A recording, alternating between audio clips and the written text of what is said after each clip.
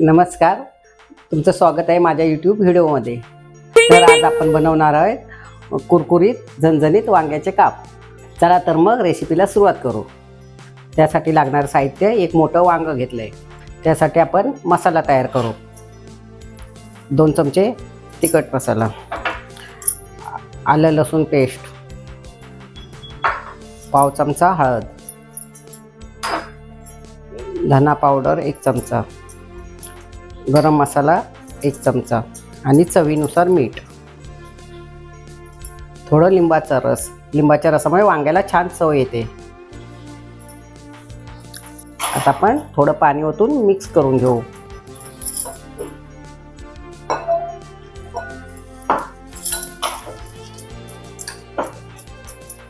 मसाला घट्ट किंवा जास्त पातळ करायचा नाही, मीडियम करायचा, कारण वांग्याला तो थर बसला पाहिजे। आपला मसाला तयार आहे। वरून कोथिंबीर थोडी,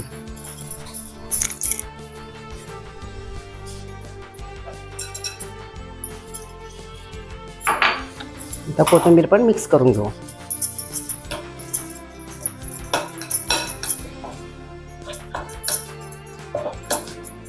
आता मसाला साईडला ठेवून आपण रव्याचं कोटिंग तयार करू। वांग्याच्या कोटिंगसाठी आपण 1 वाटी रवा घेऊ, थोडीशी हळद, थोडं तिखट आणि थोडंसं मीठ टाकायचं, कारण आपण मसाल्यात टाकलेलं आहे। आता ते आपण मिक्स करून घेऊ।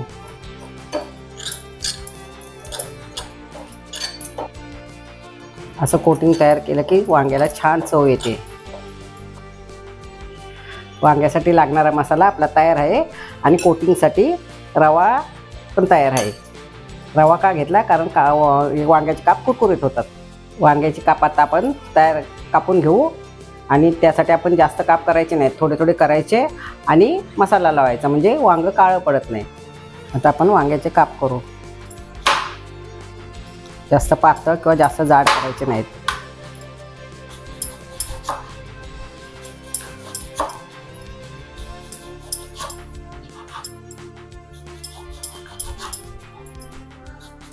आपण वांग काळं पडतो म्हणून पाण्यात टाकतो, पण आपण हे पाण्यात टाकायचे नाही आहेत। आता आपण वांग्याला मसाला लावून घेऊ।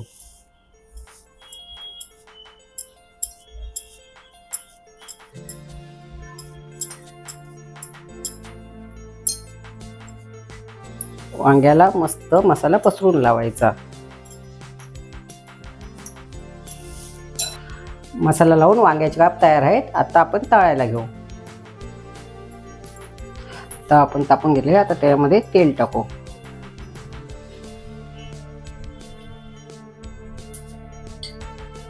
तेल तापले, आता आपण प्रत्येक वांग रव्याच्या कोटिंगमध्ये डीप करू आणि नंतर मग तव्यामध्ये फ्राय करू।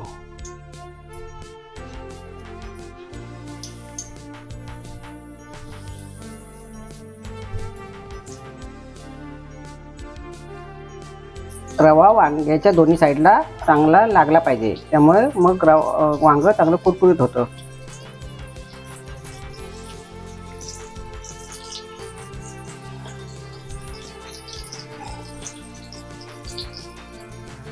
वांग स्लो गॅसवरच फ्राय करून घ्यायचं। फास्ट गॅसवर घेतलं तर तो करपतो आणि आतमध्ये कच्चा राहतो। वांग एक साईडने शिजलेले आहे। आता चिमट्याच्या साहाय्याने आपण दुसरी बाजू पलटून घेऊ।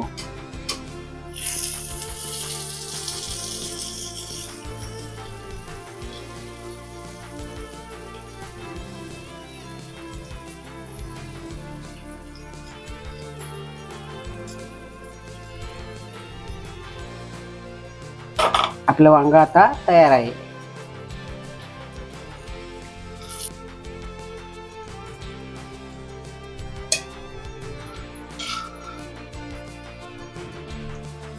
आता राहिलेले काप आपण असेच फ्राय करून घेऊ।